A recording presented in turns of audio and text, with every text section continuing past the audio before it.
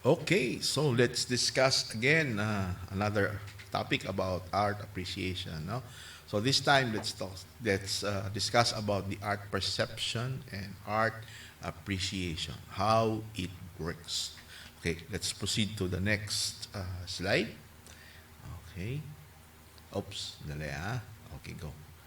Okay, what is perception? No? This refers to the way sensory information is organized, interpreted, and consciously experienced. So, um, para maintindihan natin, let's go to other slide, next slide natin. No? So, for example, us, no, tayo, no. There are two things that we need to understand: the sensation and perceptions. So these are the two separate processes that are very closely related, no? So yung processes ng sensation and processes ng perception. So ano yung una? So sensation, no? Sensation is input about the physical world obtained by our sensory receptors. So ano yung importanting word doon? Yung sensory receptors. Yan. So sensory receptors using our senses, no? The mata, yung pandinig natin, pangamoy, yung panlasa, ito, yung skin natin, yung nararamdaman natin. No? So, those are the senses that we are used, no? Na, na, na what we experience in our physical world, na nakita natin, naamoy natin, yun, pumapasok yun doon sa ating sa isipan natin. No? Ang tawag doon ay bottom-up processing. This refers to the processing of sensory information as it is coming inside us. So, bottom-up processing yon. So, pag nakita natin, paprocess ka agad ng brain natin yon. Pag narinig natin, oops, ano yun, pumutok, or meron kang malakas na sound na narinig, or may nagsabi sa iyo na magandang umaga. So, pinaprocess lahat ng brain natin yon. So, bottom-up processing ang tawag doon. By sensation. So next, ano kasunod doon? That's the perception will comes next. No? By processing, no? By which the brain selects, organizes, and interprets this sensation. So, palibawa, may nakita ka, oops, ano yon? So, ipaprocess ka agad ng brain mo yung ganun kabilis. Ganun yun. So, ang tawag naman doon ay top-down processing, no? Refers to the perception that is driven by cognition. So, kung top-down, isipin natin, top galing, no? Galing sa utak natin. Siguro gano'n, no? Top, no? To bottom. So, pababa. So, driven by cognition. So, cognition refers to our brain, yung mind natin. So, iniisip natin yun. So, these two separate processes, no, the sensation and perceptions, they work together, no, for us to give our perceptions about the world, about the things that are around us, the happening around us, na nakakaapekto sa atin. Okay? Sensation is a physical process, whereas perception is psychological. So ano yan? Halimbawa, yung sensation, physical process. Kasi binawakan ka, so physical yon. Yung naamoy mo na halimbawa yung brewed coffee, wow, ang bango. So physical pa rin yun because you use your nose. No? Yan. Okay. So what's next? So according to the Dr. Alan Urate, there are three human faculties that are being used for analyzing art. No? Galing talaga ni Dr. Alan Orate. Although I haven't met him, no? Hindi ko siya nakikilala, pero I give credits to his works. No? So, ano yung unang human faculties? That the senses, right? So, senses, we identify the elements, so by means of line, colors, and shapes, and the representations of the art. So, either those are things. No, sa halimbawa, baso, pitchel, kutsara, tinidor, kotse, those are things. People, you like me. So, Jose Rizal, ano pa? Marcos, sino pa? Ninoy, Ang mga artista, no, Hollywood, K-pop artists, no, yung mga BTS, those are people. Objects are just the same in events. Yung mga pangyayari naman. So, for example, New Year celebrations, piyesta ng mga patay, those are events. So, those are part of our senses, no? Sa sense natin yun, no? Okay, what's next? Will. So, this will talks about our emotions. So, are we happy, sad, afraid? So, pag nakita natin yung isang artwork, what do you feel about it? Wow, iyak ako, naiiyak ako. So, yun ang epekto sa'yo. So, will yun. So, emotional yun, no? Emotional. And the last, yung tinatawag nating mind. The intellectual meaning, no? The ideas, the concept, the symbolism that artwork has, no? Kung meron ba, no? Right? So, drawing ka ng krus, so symbolism yon. So, krus, anong ibig sabihin nun? It talks about the sacrifices of Jesus Christ, no? Dahil pinako siya sa krus. It talks about love also. So, ang ang human faculties na merong may kasalanan nun yung mind, no? Yung mind naman natin, ano. Okay, so what's next? So, those are perceptions, no? No? So, meron pa isa yung what is appreciation naman. So, by the way, no, pag tayo ay nasa museum, nanonood ka ng concert, o pumunta ka ng isang mall, no, we are all spectator and viewer of that artwork, no, of that artifact na tinatawag, no. So that is a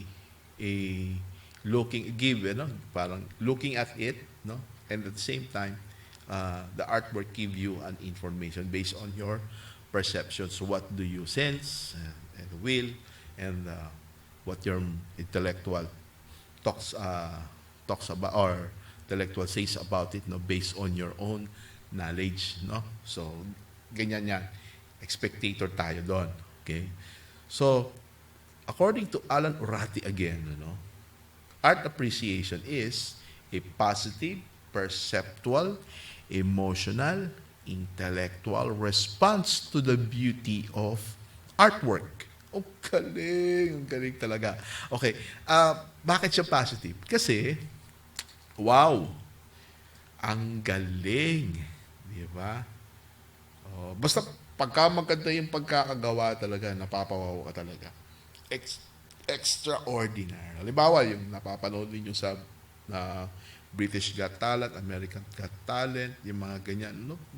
Yung pagka maganda yung performance ng isang contestant, yung buong tao nagpapalakpakan, nagsisigaw. Wow! Because that is something positive, no? Something good. And we appreciate it. No? So, perceptual. So, we sense the representation of that artwork, the information, the data. So, nakita natin. No? Nakita natin. Ano? Kaya tayo napawaw. And at the same time, the feelings. So, wow, galing, no? You are ecstatic, no?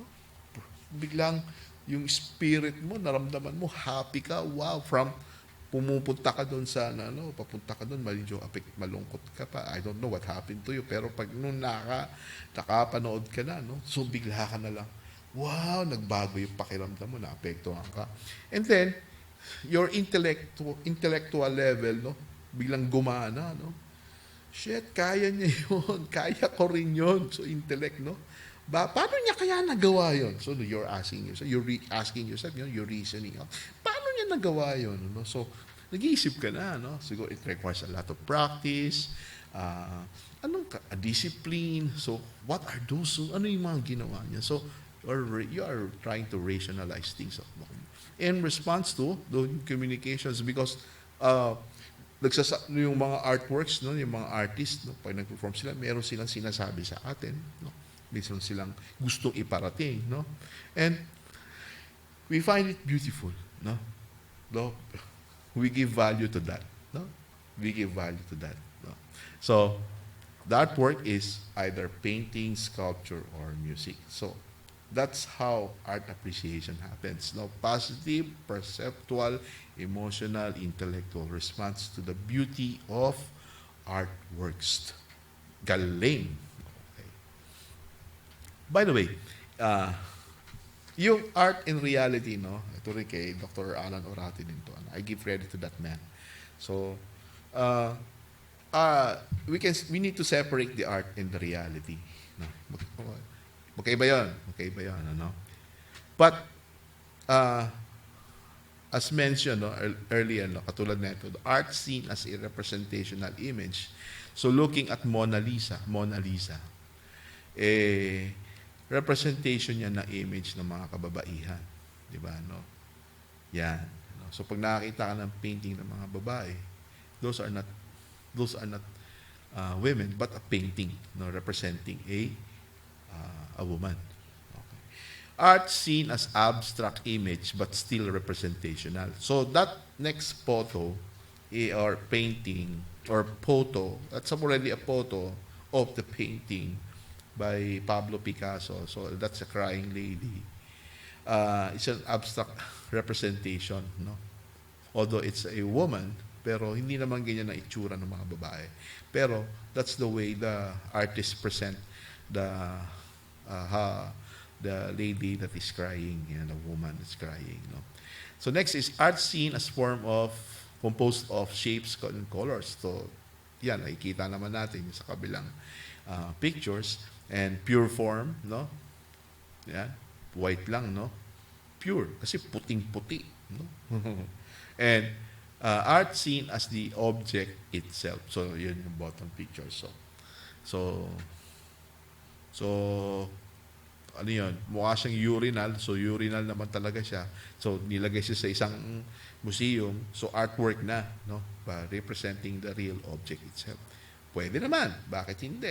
Sino makapagsasabi? Para sa kanya, art yun eh. Right? Oh, right. Okay, ano pa? Mm-hmm. So, I also researched some art appreciation, by in just 5 steps, by Elliot Kay-Key, no. So sabi niya, first we appreciate art, and then we give in our interpretation about it, no. Usually itong I think itong appreciation in just 5 steps ay ito yung mga nangyayari sa sa mga museums, especially para sa mga with those paintings, no, inside the museums, no. And then after interpretation, so dialogue. So what is dialogue? Ito yung you talk about the painting, no, during the ano yan, sa mga yung exhibits, yan, you can sometimes yung mga exhibit ng mga painter, no. So nandoon yung painter, no, yung creator. So you can talk and discuss, no. So that is a dialogue. So nag-uusap kayo, no? You're exchanging ideas, no, whether it's politics or in whatever. So you're talking about it, no. So may intellectual process yan. So yun ang process ng isa nun. So you just don't appreciate it. It does not end there. You give your interpretation. It does not end there. But you can have a dialogue with someone, so you can exchange ideas, no? And then moving and doing. So anong gagawin mo, no, after moving and doing? So you yourself will create, no? You yourself will do something about it. So because sometimes artworks, no, affects you, so you are inspired. You will do something. You will create something out of that. And then understanding, no. So ano yon? So we don't appreciate it by means of appreciating it that tapos na, no. So we need to understand the culture behind it, no. So kasi artworks are not only limited to a certain group of people, no? So it's around the world. So by means of understanding, so whatever is being portrayed on that artwork, you need to understand why it like that. So yung sinasabi niya, kailangan maunawa mo bakit ganon. So kailangan mo unawain, no? So hindi mo pwedeng of course it can be contradicting, no? So nagko-contradict yun sa personal belief mo, no? But you need to understand it because these are their culture, this is our part of their life. So you need to you need to understand it, no? That's how it should be, parang ganon. Okay, so that's it, no? So these are the references I used, no? So you can verify it, you can check it, and then take a look at it for deeper knowledge about art, perception, and appreciation. So thank you very much sa mga aking mga mahal na estudyante. Sana may natutunan kayo ngayon at magandang umaga. Kung kayo'y nanonood ng umaga, magandang tanghali, hapon o gabi. So, thank you.